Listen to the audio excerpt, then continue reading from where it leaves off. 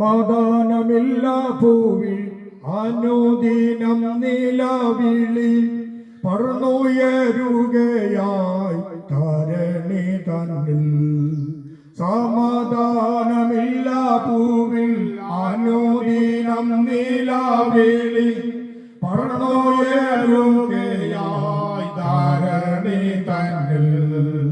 ദൈവത്തിൻ പൈതങ്ങൾക്കാനന്ദം ധരണിയിൽ ക്ലേശിപ്പാലേശം സാധ്യമല്ല. ദൈവത്തിൻ പൈതങ്ങൾക്കാനന്ദം ധരണിയിൽ ക്ലേശിപ്പാലേശം സാധ്യമല്ല. കാകേളം കാതുകളിൽ കേട്ടിടാം ദൈവദൂതർ പൊൻവീണകൾ മീട്ടിടാം. ദൈവദൂതർ പൊൻവീണകൾ മീട്ടിടാം. പ്രാർത്ഥിക്കാം. ഭവനങ്ങളിലും ഒക്കെയായിരുന്ന ദൈവവചനം കേട്ടുകൊണ്ടിരുന്നായ പ്രിയപ്പെട്ടവരെ, നിങ്ങളോട് അറിയിക്കേണ്ടതായ സുവിശേഷം ഇന്ന് പകൽക്കാലം ഈ പ്രദേശത്ത് കടന്നു വന്ന് ദൈവദാസന്മാര് അറിയിച്ചുകൊണ്ടിരിക്കുന്നു. സുവിശേഷം നിങ്ങൾ കേട്ടിട്ടില്ല എന്ന് ഞങ്ങൾ ധരിക്കുന്നില്ല. എല്ലാവരും പല വിധത്തിൽ സുവിശേഷം കേട്ടുകൊണ്ടിരിക്കുന്നവരും കേട്ടവരുമാണ്. എന്നാൽ ഇത് വീണ്ടും ഇങ്ങനെ ഓരോ സ്ഥലങ്ങളിൽ വിളിച്ചു പറയുന്നതിന്റെ ഉദ്ദേശം ഒന്ന് മാത്രമേ ഉള്ളൂ: ആരും നശിച്ചു പോകരുത്, എല്ലാവരും നിത്യജീവൻ പ്രാപിക്കണം. മുമ്പേ ദേവദാസൻ ഓർപ്പിച്ച പോലെ രണ്ട് സ്ഥലങ്ങളേ ഉള്ളൂ: ഒന്ന് നരകം, ഒന്ന് നിത്യത. എല്ലാ മതങ്ങളും പറയുന്നത് ഇത് തന്നെയാണ്. ക്രിസ്തീയ മതം മാത്രമല്ല, മുസ്ലിങ്ങൾ പറയുന്നു സ്വർഗവും നരകവും ഉണ്ടെന്ന്. ഹിന്ദു പുരാണങ്ങളിൽ പറയുന്നു നരകവും സ്വർഗവും ഉണ്ടെന്ന്. മൂന്ന് കൂട്ടരും മൂന്ന് സംഘടനകളും പറയുന്നുണ്ട് മരണത്തിനപ്പുറം ഒരു ജീവിതം ഉണ്ട്. അത് മരണത്തോടുകൂടി അവസാനിക്കുന്നതല്ല. നിത്യത എന്ന് നാം ജീവിച്ചിരിക്കുമ്പോൾ എവിടെ പോകണം എന്നുള്ളത് തീരുമാനിക്കുന്നത് നാം ജീവിച്ചിരിക്കുമ്പോൾ തന്നെയാണ്. അവനവൻ തീരുമാനമെടുക്കുന്നു.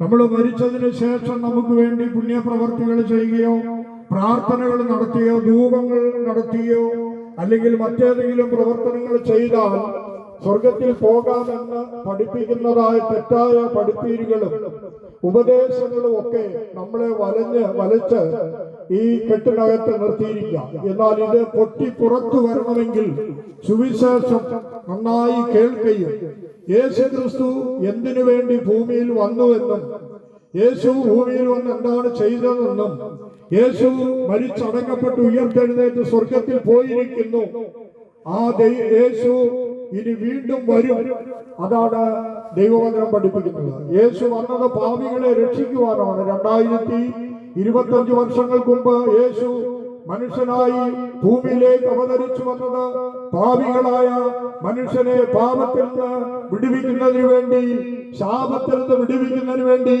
അന്ധകാരത്തിൽ നിന്ന് വിടുവിക്കുന്നതിന് വേണ്ടി, പിശാചിന്റെ ബന്ധനങ്ങളിൽ നിന്ന് വിടുവിക്കേണ്ടതിന് വേണ്ടിയാണ് യേശു ക്രിസ്തു മനുഷ്യവേഷമെടുത്ത് ഈ ലോകത്തിലേക്ക് ഇറങ്ങി വന്നത്.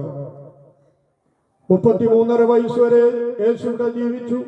3.5 വർഷക്കാലം തന്നെ പ്രവർത്തനങ്ങൾ ചെയ്തു. നാടകം നടന്ന സുവിശേഷം അറിയിച്ചു. അനേക അത്ഭുതങ്ങളും അടയാളങ്ങളും യേശു ചെയ്തു.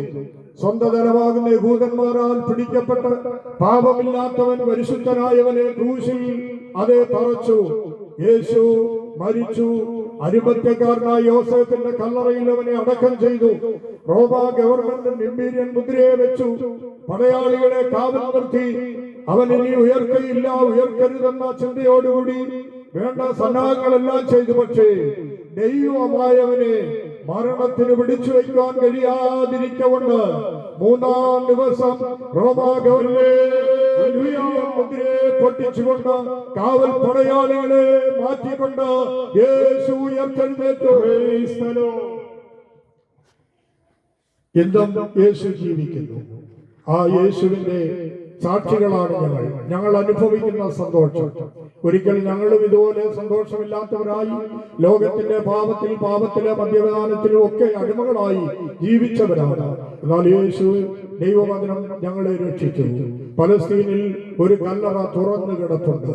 ആരുടേതെന്ന് ചോദിച്ചാൽ പറയും, മാനവജാതിക്ക് വേണ്ടി ഭൂമിയിലേക്ക് വന്ന് അവതരിച്ച് മനുഷ്യന് വേണ്ടി ജീവിച്ച് മനുഷ്യന് വേണ്ടി മരിച്ച് അടക്കപ്പെട്ട യേശു ക്രിസ്തുവിന്റെ കല്ലറയാണ് ഒഴിഞ്ഞു കിടക്കുന്നത്.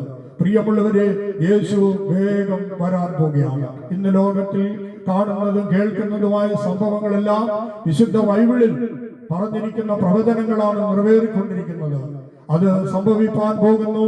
ആയതുകൊണ്ട് നിത്യ നരകത്തിൽ നിന്ന് വിടുതൽ പ്രാപിച്ച് നിത്യ സമാധാനത്തിൽ സ്വർഗത്തിലെത്തുവാൻ യേശുവിനെ കർത്താവും രക്ഷകനുമായി അംഗീകരിക്കാം. യേശുവിനോട് കുമ്പസാരിക്കാം. നിന്റെ പാപങ്ങൾ യേശുവിനോട് കുമ്പസാരിക്കുക. യേശുവിനോട് പറയുക, യേശുവേ, അങ്ങേ ലോകത്തിൽ വന്നത് എന്നെ രക്ഷിപ്പാനാണ് ഞാൻ വിശ്വസിക്കുന്നു. എനിക്ക് വേണ്ടിയാണ് അങ്ങേ കാൽവറിയിൽ ക്രൂശിൽ മരിച്ചത് എന്ന് ഞാൻ വിശ്വസിക്കുന്നു. അങ്ങയുടെ മകനാക്കി മകളാക്കി എന്നെ പാപത്തിൽ നിന്നെ രക്ഷിക്കണമേ. എന്റെ പേരുകൂടെ ജീവപുസ്തകത്തിൽ എഴുതണമേ എന്ന് ഇന്ന് പോൽക്കാലം ഈ വട്ടപ്പാറയുടെ പ്രദേശങ്ങളിൽ ഈ സന്ദേശം കേൾക്കുമ്പോൾ പ്രിയമുള്ളവരെ ഏൽപ്പിച്ചു കൊടുക്കുക. യേശു വരാറായി, രക്ഷകനായി അംഗീകരിക്കാം.